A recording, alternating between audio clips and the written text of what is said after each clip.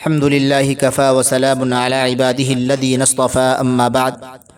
قال النبي صلى الله عليه وسلم: إن الدين يسر ولن يشاد الدين أحد إلا غلبه فسددوا وقاربوا وأبشروا واستعينوا بالغدوة والروحة وشيء من الدلجة.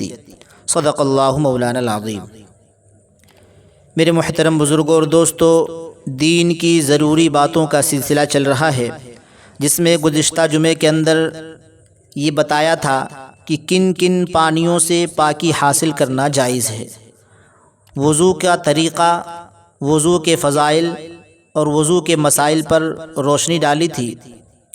لیکن بسا اوقات جسم پر زخم ہوتا ہے، اس پر پٹی بدھی ہوتی ہے یا اس پر پلاسٹر چڑھا ہوا ہوتا ہے، تو ایسے موقع پر وضو کے سلسلے میں احکامات کیا ہیں؟ اگر جسم پر زخم ہے اور اس زخم پر جو جبیرہ جسے ہم پٹی کہتے ہیں اگر وہ باندھا ہوا ہے تو وہ دو حال سے خالی نہیں.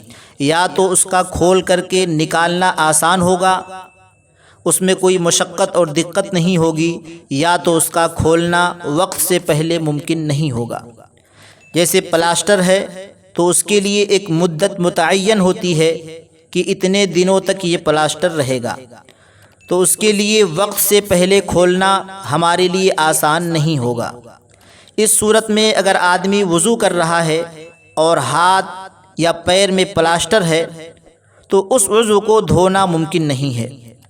تو اس صورت کے اندر جیسے ہم سر پر مسح کرتے ہیں، اسی طرح گیلا ہاتھ کر کے اس کے اوپر ہاتھ پھیر لیں گے، مسح کر لیں گے وضو کی نیت سے یا غسل کی نیت سے. تو اتنا کر لینا پاکی کے لیے کافی ہو جائے گا. نبی کریم صلی اللہ علیہ وسلم کی جو حدیث میں نے پڑھی ہے، ان الدین یسر، کہ دین آسان ہے، ولن یشاد الدین احد الا غلبہ، اگر دین کے معاملے میں کوئی اپنی طرف سے شدت اور سختی کی راہ اختیار کرتا ہے تو مغلوب ہو جائے گا، ہار جائے گا. اللہ نے جو آسانیاں دی ہیں ان آسانیوں کا استعمال ہونا چاہیے. بہرحال اگر اس پٹی کا کھولنا بسہولت ممکن ہو تو پھر پٹی کھول لینا چاہیے. اگر زخم ایسا ہے کہ پانی لگنے سے کسی قسم کی تکلیف اور مرض بڑھ جانے کا اندیشہ نہیں ہے تو پھر دھو لینا چاہیے. اور اگر زخم ایسا ہے کہ پٹی تو کھولی جا سکتی ہے لیکن زخم پر پانی بہانا اور اس کو دھونا تکلیف کا باعث ہو تو پٹی کھول کر کے جو حصے دھونے کے لائق ہوں گے ان حصوں کو دھو لیا جائے گا اور زخم کے اوپر گیلا ہاتھ مسح کی نیت سے پھیر لیا جائے گا تو یہ کافی ہوگا. اور اگر زخم سے پٹی ہٹانا دشواری کا باعث ہو اور پٹی صرف زخم پر ہو، زخم کے علاوہ اور حصوں پر پٹی نہ ہو، تو اس صورت کے اندر صرف زخم کے اوپر پٹی ہوتی ہے جو چپکانے والی ہوتی ہے، تو اسے کھولنے کی ضرورت نہیں ہے. اگر زخم ہے تو اس کے اوپر مسح کی نیت سے وضو یا غسل کی نیت سے ہاتھ پھیر لینا کافی ہوگا. تو یہ ہو گیا زخم پر پٹی اور جبیرے کا مسئلہ.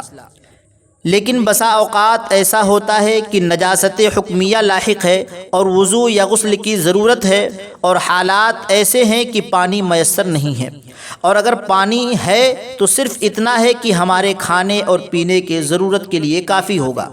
تو اس صورت کے اندر ظاہر بات ہے غسل اور وضو کے لیے پانی کہاں سے آئے گا؟ اور اگر پانی نہیں ہے تو وضو اور غسل کیسے ہوگا؟ پاکی کیسے حاصل کی جائے گی؟ نبی کریم صلی اللہ علیہ وسلم کی زندگی میں، آپ کی سیرت مبارکہ میں یہ سب کچھ ملتا ہے. اللہ تعالیٰ نے اپنے نبی کے ذریعے دین کی تکمیل کروائی اور دین عملی طور پر مکمل ہے. اب ایک آدمی کو وضو کی یا غسل کی حاجت ہے اور پانی میسر نہیں ہے تو وہ کیا کرے؟ اللہ تعالیٰ نے اس کے لیے احکامات اتارے ہیں. اگر آپ کو غسل کی حاجت ہے یا وضو کی حاجت ہے اور پانی میسر نہیں ہے تو پانی تلاش کیجیے. پانی کہاں تک تلاش کیا جائے گا؟ اس کی مقدار کیا ہے؟ آدمی جس مقام پر ہے چاروں طرف 1-1 کلومیٹر کے ایریے میں پانی نہیں ہے تو یہ آدمی وضو اور غسل کی جگہ تیمم کر سکتا ہے. لیکن پانی تلاش کرنا ضروری ہے. آدمی تجسس کے ساتھ پانی تلاش کرے۔ نبی کریم صلی اللہ علیہ وسلم سفر میں تھے، آپ کے ساتھ آپ کی زوجہ محترمہ حضرت عائشہ صدیقہ رضی اللہ عنہا بھی تھی۔ راستے میں ایک جگہ قافلے نے پڑاؤ کیا تو وہاں حضرت عائشہ صدیقہ رضی اللہ تعالی عنہا کا ایک ہار جو انہوں نے اپنی بہن حضرت اسماء رضی اللہ تعالی عنہا سے عاریتاً لے کر پہن رکھا تھا، وہ گم ہو گیا۔ تو نبی کریم صلی اللہ علیہ وسلم نے کچھ لوگوں کو اس کو ڈھونڈنے کے لیے متعین کیا، تو تلاش میں دیر لگ گئی، یہاں تک کہ صبح صادق ہو گئی، اور یہ جگہ ایسی تھی جہاں نہ تو پانی تھا اور نہ ہی لوگوں کے پاس پانی کا ذخیرہ تھا۔ اب نماز میں دیر ہونے لگی اور لوگ جا جا کر حضرت عائشہ صدیقہ رضی اللہ تعالی عنہ کے والد محترم حضرت ابوبکر صدیق رضی اللہ تعالی عنہ سے کہنے لگے کہ دیکھیے آپ کی بیٹی عائشہ نے لوگوں کو اور پیغمبر علیہ الصلاۃ والسلام کو روک رکھا ہے۔ یہ باتیں سن کر حضرت ابوبکر صدیق رضی اللہ تعالی عنہ کو غصہ آ گیا اور آ کر حضرت عائشہ صدیقہ رضی اللہ تعالی عنہ کو ڈانٹ ڈپٹ کرنے لگے۔ اس وقت پیغمبر علیہ الصلاۃ والسلام حضرت عائشہ صدیقہ رضی اللہ تعالی عنہ کی ران پر سر رکھ کر آرام فرما تھے، یہاں تک کہ نبی کریم صلی اللہ علیہ وسلم بیدار ہوئے اور اللہ تعالیٰ نے آیت تیمم فتیمموا صعیدا طیبا نازل فرمائی، اور پھر لوگوں نے تیمم کر کے نماز ادا کی۔ اس رخصت کے نازل ہونے پر صحابی رسول حضرت اسید ابن حضیر رضی اللہ تعالی عنہ نے حضرت عائشہ صدیقہ رضی اللہ تعالی عنہ سے خطاب کرتے ہوئے فرمایا، اللہ تعالیٰ آپ کو جزائے خیر عطا فرمائے، قسم بخدا جب بھی آپ کے ساتھ کوئی ناگوار بات پیش آئی تو انجام کے اعتبار سے اللہ تعالیٰ نے آپ کے لیے اور سب مسلمانوں کے لیے خیر کا پہلو اجاگر فرمایا۔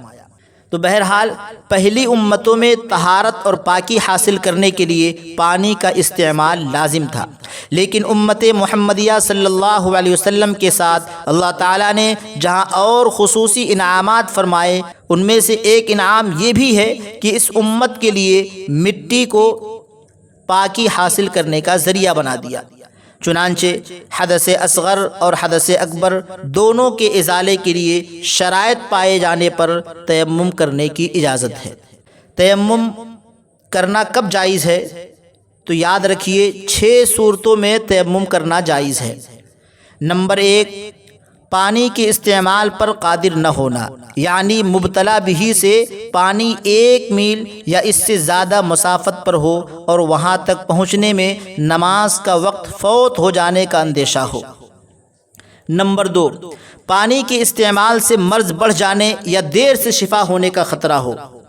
نمبر 3، سخت سردی ہے اور جنوبی کے لیے گرم پانی سے غسل کا انتظام نہ ہو اور ٹھنڈے پانی سے جان کی ہلاکت یا اعضاء کے شل ہونے کا خطرہ ہو۔ نمبر 4، پانی کا ایسی خطرناک جگہ ہونا کہ وہاں سانپ یا کوئی دشمن بیٹھا ہو یا بھیانک آگ جل رہی ہو اور وہاں جا کر پانی لانے میں سخت نقصان کا خطرہ ہو، یا ایسی جگہ ہو کہ اگر وہاں سے ہٹ کر دوسری جگہ جائے تو اپنے مال کے ضائع ہونے کا خدشہ ہو۔ نمبر 5، پانی محض پینے کی ضرورت کے لیے کافی ہو کہ اس سے غسل یا وضو کرنے سے قافلے والوں یا ان کے جانوروں کے پیاسے مر جانے کا خوف ہو۔ نمبر 6، پانی کو کنویں وغیرہ سے حاصل کرنے کے لیے کوئی چیز موجود نہ ہو، تو ان سب صورتوں میں تیمم کر کے نماز پڑھنا جائز ہے۔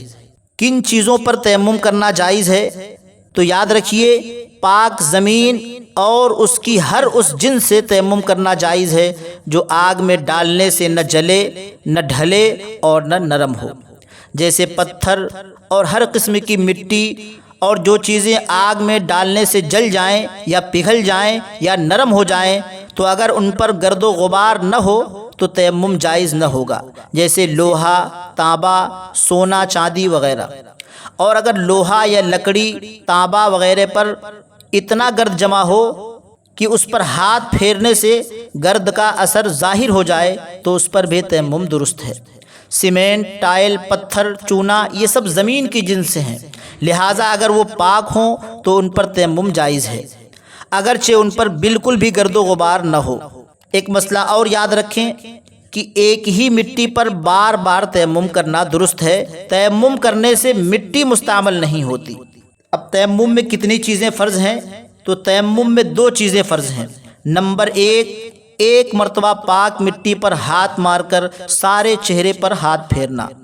نمبر 2، دوسری مرتبہ پھر ہاتھ مار کر دونوں ہاتھ پر کوہنیوں تک ہاتھ پھیرنا۔ تیمم میں کچھ چیزیں شرط بھی ہیں، جیسے نیت کرنا، ہاتھوں کا پھیرنا، 3 یا زائد انگلیوں کا استعمال کرنا، مٹی یا زمین کی جنس سے تعلق رکھنے والی کسی چیز سے تیمم کرنا، جس مٹی وغیرہ سے تیمم کیا جا رہا ہو اس کا پاک ہونا۔ اب کن نمازوں کے لیے تیمم کی خصوصی اجازت ہے؟ تو ہر اس نماز کے لیے جس کے فوت ہو جانے پر قضا نہ ہو، جیسے نماز جنازہ اور عیدین کی نماز، اور وضو میں مشغول ہونے کی وجہ سے اس کے بالکل چھوٹ جانے کا خوف ہو تو جلدی سے تیمم کر کے ایسی نمازیں پڑھ سکتے ہیں۔ لیکن جس نماز کے فوت ہونے پر قضا ممکن ہو، جیسے 5 وقتہ نمازیں اور نماز جمعہ اور وتر، تو وہ تیمم سے ادا نہیں ہو سکتی۔ یہ تھے تیمم کے ضروری مختصر مسائل، بقیہ انشاءاللہ اگلے جمعے میں بیان ہوگا۔ وما علینا الا البلاغ۔